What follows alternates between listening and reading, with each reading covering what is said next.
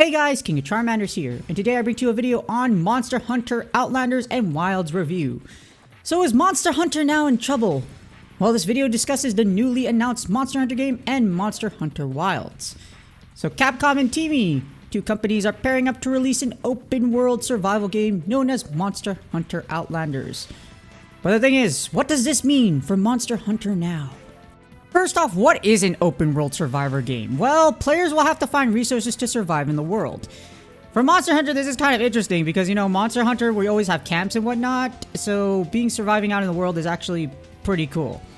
But there are actually many open world survival games, such as the super popular Minecraft. You probably heard from Minecraft. My kids from school, therapy, etc., like, they all know what Minecraft is, or a majority of them do. So if you've played Minecraft or Rust or any of those other cool games, this can make for a very interesting Monster Hunter game. But the question on everyone's mind is, when does Outlanders release? Well, the trailer said coming soon on mobile, so we can assume it's gonna come pretty quick. As you see right here, the trailer looks pretty dang good, so it looks like it was already in production before this. However, it's a good question of how close it's going to be.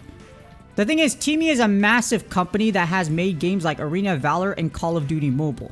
They're very well known. They're Pokemon Unite, a lot of games TiMi has made, and Tencent, the company, they're extremely popular. And again, they have made some of the most successful games in mobile today, with some of the highest grossing as well. So for those of you that are like, yay, microtransactions, well, there might be a lot more if you play this game. But a game that's not going to have a lot of microtransactions, at least for now, from what we see, and instead in-game purchases, is probably going to be the Monster Hunter WILDS. And the beta was absolutely incredible, and the Monster Hunter WILDS just had that open beta not too long ago. The game's graphics were breathtaking. And the only thing I was really sad about is that you only had a limited amount of time you had to play for the beta. So when they did Monster Hunter Now Carnival 2024 Global, it was in the exact weekend where WILDS beta came out. And I was like, oh, you know what?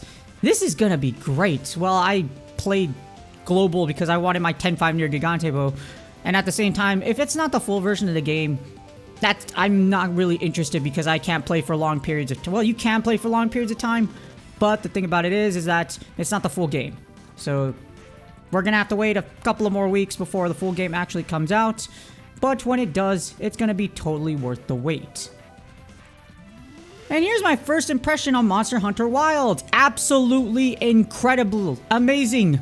What, 10 out of 10. These graphics are insane. Well, actually, I wasn't really surprised. I actually got to see live gameplay before everyone else did at Summer Game Fest Playdays 2024. So we, Capcom creators, we actually got to go into a theater, and then they showed us like what WILDS was about and everything, like a presentation. It was absolutely incredible. So I already knew a lot was going on, so I wasn't surprised at all. So being the first, one of the first around the world group of people to see this, and just, it was insane. But to play it yourself was a different experience. It was absolutely amazing and brought back memories of being in that theater in Los Angeles. Because now, instead of seeing someone have a controller and play the game, we're the ones playing the game. And everything was just absolute, from the cutscenes to the mini, targeting things when you played, right here in the cutscene. It was great. I just couldn't get enough of it. But some of you couldn't get enough of it either, because you know what? It wasn't for very long, at least until it officially releases again in a couple of weeks.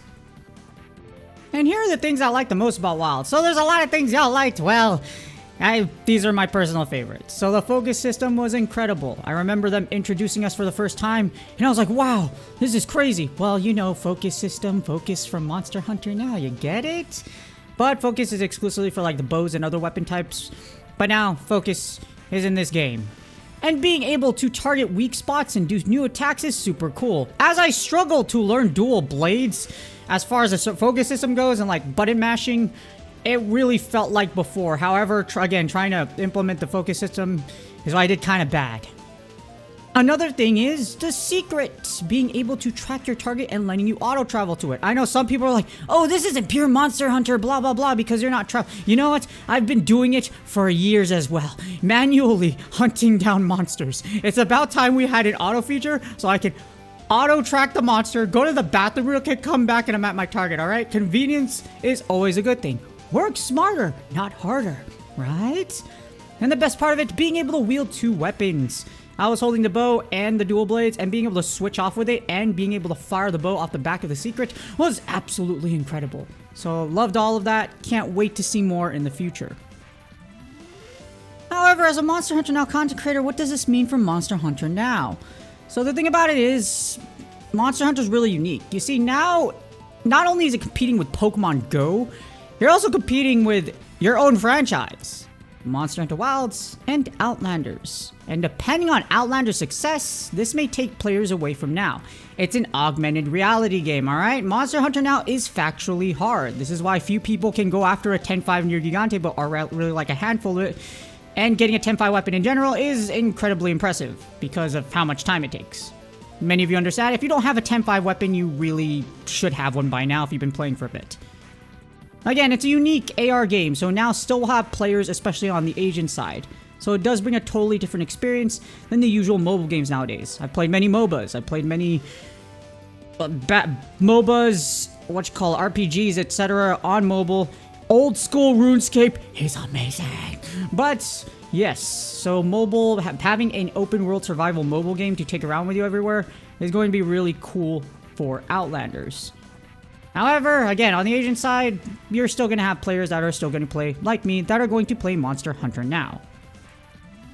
And while I'll still be playing Now and doing a lot of cool things in the game, I'm hopeful there are some big updates being planned for the future to make Now more compelling and fun to play in the long run. The last big update we had was Wide View, but we really haven't had anything other than, I would say, like, Elder Dragons or something like that, and cooking. Well, cooking not really too much. It was just a fun little mini game that really makes Now compelling to really play.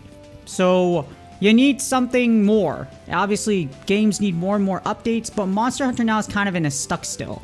Or like, not stuck. It's in a standstill right now because you need to release something big. I mean big. Because in the next couple of weeks, you're going to have this other game come out, Outlanders, and then we will have Wilds. So that's going to be very interesting just to see, not really interesting because I already do a lot of research on this, but yeah, we need something. Please do me a huge favor, like, subscribe, and comment for the YouTube algorithm. Good luck on your grinds, and I will see y'all on the next video.